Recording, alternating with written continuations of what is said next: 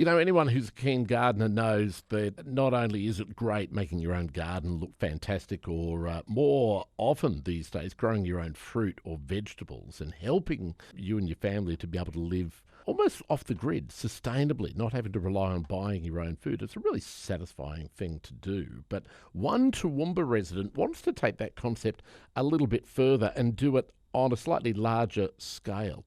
He's putting together a proposal at the moment to establish a community orchard in Horn Park, up in the Toowoomba suburb of Mount Lofty, just behind the Bridge Club up there in Stewart Street. And the main goal of this idea is to provide a point of connection between various disconnected groups in that neighbourhood around Horn Park, including the suburb of Harlaxton. The hope is, but by creating something like this and giving people the opportunity to connect over something like gardening and growing food, something that transcends language and cultural barriers, that they can build a better sense of community and connection in that whole area. A secondary goal is to grow food for anyone in the community who needs it. The man behind this proposal is Andrew Reeson. He and his family have been Harlaxton residents for quite a few years now. And he joins me now to tell us a little bit more. Andrew, welcome. Good to have a chat to you. Thanks for having me. So tell me a little bit about your background firstly, before we talk about the idea or flesh that out. How did you come to be the instigator and driver of this proposal to build a community orchard on public land at Mount Lofty? My professional background's not at all related, actually. I dropped out of school when I was 15 to work at a sawmill. I built farm machinery for 8 years. I have a mechanical engineering degree, and I left that to start a business doing leather work. So I don't really have any background. We bought a house in Harlaxton 3 years ago, just before we had our first child. Yep. And had a bit of land, so went mad on the garden. I think I planted about 35 trees on a 600 square metre block. Gee. Yeah, you were all in right from the word go. Yeah, I made some bad decisions and planted a few trees a bit too close. I think I've got some pears out the front that'll get 15 metres tall, and they're right on top of the water main. So I've made some mistakes, but since buying a property, I've become really passionate about gardening and being able to not just grow food for my family, but to be able to grow enough to share. So, for example, last year we grew, I think, about 56 pumpkins in the backyard. Yeah, massive Jap pumpkins. Incredible. And because they store for ages, not only did we have so much pumpkin, my wife got really sick of it. Because we were making, obviously, like pumpkin soup, pumpkin pasta, pumpkin bread, pumpkin ice cream. Wow. Got so much that Brooke's like, we're not doing this again. No. But it was good because we had all that excess. We were able to share it. So it provides a good way to connect with your community, because it's easy to chat over the fence, but being able to actually share something and say, hey, I've grown this, I've got enough to share, it can help build that little bit of extra connection. Absolutely. Most so definitely. It's been really good being able to do that. I've had a lot of things go wrong and a lot of crops that didn't work out, but there's been a few things where we've done really well and been able to share out of that and build a bit of community just with our direct neighbours. And it's been reciprocal, because I found that I share with Barrow, the old retired bloke next door, and then he, when he's got excess of something, he shares with us. And so we're benefiting by being able to share. That's something that really blesses us. But then we're also benefiting because he shares back with us. It's it's not exactly a secret, but by being generous, it not backfires. What backfires, but in a good way. Yes. It comes back to you. Yes, it's reciprocal. We found that by sharing and investing back in our little community, we benefit greatly from it. So I guess that's the basic idea that has led me into this orchard. Yep. So tell me about, actually, before I ask you that, was that your intention when you planted this your own garden, or did you just think, wow, we've got all this land, then we might as well give it a red hot go, and did it end up just giving you more than you had anticipated or something? I think it was just blind optimism.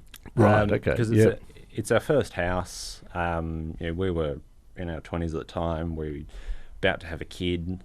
We still had time and energy back then. We don't have now with 2 toddlers. Yeah. I just thought, give it a red hot go. Yep. And I knew that because we were having kids, in 10 years or, in 3 years, they're going to be very hungry. And so it was a practical concern, like if I can help grow some stuff. But also it was about improving our space, because when we moved in, it was an old rental that had been, your standard 1980s brick rental, hasn't been touched in 20 years. Right. The garden's a mess. So we moved in, cleared a heap of just basically scrub, built a garden that was nice to live near. But I thought, that can also be productive space. Yeah, yep. We benefit from it. But eventually, there's only so many oranges you can eat. We can store it, we can share it. It works for everyone. Perfect. But realistically, it was mostly just blind optimism of, let's just do stuff. Yeah. And then years later, I've gone, that wasn't the right approach. But isn't it far better to learn that way than to go and equip yourself with all the academic knowledge and read a book on, growing your own food? I mean, that's great, but, there's something to be said for just getting your hands dirty and discovering the hard way, whether this grows in this soil or what you've done wrong, and just learn by osmosis almost. Yeah, my general approach to life is just have a crack. Somewhere along the line, obviously, you've learnt about your community in Harlaxton. You've learnt over that time what the makeup is, and you've found that there's a lot of people. It's quite a disjointed community in terms of a lot of the residents there. So is that what led you to this idea of an orchard, a public orchard? Yeah, so I was inspired by a group in Brisbane that basically they had some empty land. The council actually wanted to build a 4-lane road through it, so the community got together and said, no, we need to show that this is valuable space for us. So they got together, planted a community garden, showed that it not only had value, like the space itself, but also it was a way to connect people in. And then because they're growing food out of it, they were able to, it was middle of COVID, people were stuck in isolation. And so the food that they were able to grow went into food hampers for people who were stuck in isolation. Right. So thinking about that example of how, community can get together and actually build something of value that not only benefits them, but they can then share with others, got me thinking about what's my immediate surroundings, what the needs are, what skills I have, and realistically, what could I do? Because there's a lot of needs, and it's easy to get overwhelmed. So, for example, in our street, we've got a couple of retired old blokes who live on their own, so they're facing social isolation. One of them was blunt with me and said, "Yeah, a lot of my friends are dead because he's at that age where it's hard to build new connections." Across the road from us, there's some foreign students. Just down the road, there's a family with significant disabilities. Across from them, there's a Yazidi family from Iraq. So they face language and cultural barriers. Even just within our direct neighbours on our street, there's a lot of various needs and a lot of isolation. So, the old retirees, they're isolated just by age and by time. The Yazidis, they're isolated by not being able to speak the language very well, not understanding the culture, coming from a very traumatic situation. The family with disabilities, they've got their own things going. There's a lot of good people that, because of issues that they face, struggle to connect with each other. So it's not that there's a lack of desire, because I think there's definitely a desire to build a good community. And there are some people in our area that are really doing a great job of that. a lot of retired people who they've got the time, and so they will go around and they'll go talk to these refugee families and help teach them English and really get involved. But, you know, they're individuals doing what little that they can. Yeah. And it's hard to go beyond that and to see sort of more community-wide change and something that can unite, you know, a whole suburb rather than just sort of one person helping one family, which is great. But it'd be good, particularly with Yazidi refugees, to be able to envelop them so the whole community comes around them, so they don't feel like they've got that one white person that they can trust and talk to. They've got a whole community that they can rely on. So when they've got a need, they don't feel stuck. They know where they can go for help. They know that they'll be welcomed. I think there's the desire to build that. There just needs to be a way to empower individuals to be part of that, something bigger. And just to clarify, the area of land you're talking about is just west of the Bridge Club. Yes. Essentially. Adjacent to Horn Park. Yes. So initially we were proposing to council to use some of those unused blocks of land, but because of their zoning laws, community gardens can only be established on district level parks, which means I don't know how many there are, but in our area it's Horn Park. Right. So a lot of people have asked why put it there, because it's already a really popular park. It's a giant off-leash dog area, so people are really passionate about it. It's part of their daily routine. So we are having to be really sensitive about making sure we're not clashing with that. But the short version is we've chosen that spot because it fits within council zoning laws, and there's a little section right next to the Bridge Club that's not part of the dog area, and it's also not part of the bushland, which is just to the section, just to the south. It's about 5,000 square metres. We're looking at a little bit right on the western end that currently has no designated usage. So it's fairly flat. It's got good access. It's not infringing on the dog users, the dog walkers, in the park. It's planting trees on what is currently just empty grassland. It's a pretty good site. We have had a few concerns about it because people quite like the park as it is, but we're hoping that we can basically prove that we're adding value. We're not cutting any trees down. We're growing trees. We're adding value. You're not building any structures on there. I mean, no. We're hoping once the trees have grown up, it'll be a nice space where you'll be able to wander through.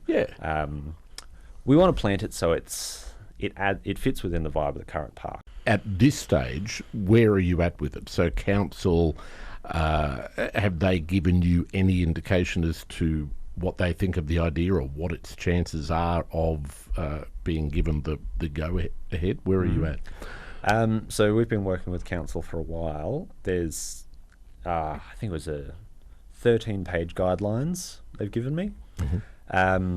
So they're open to the idea, but the important thing for them is to know that it's something that the community wants, so it has to meet a genuine need.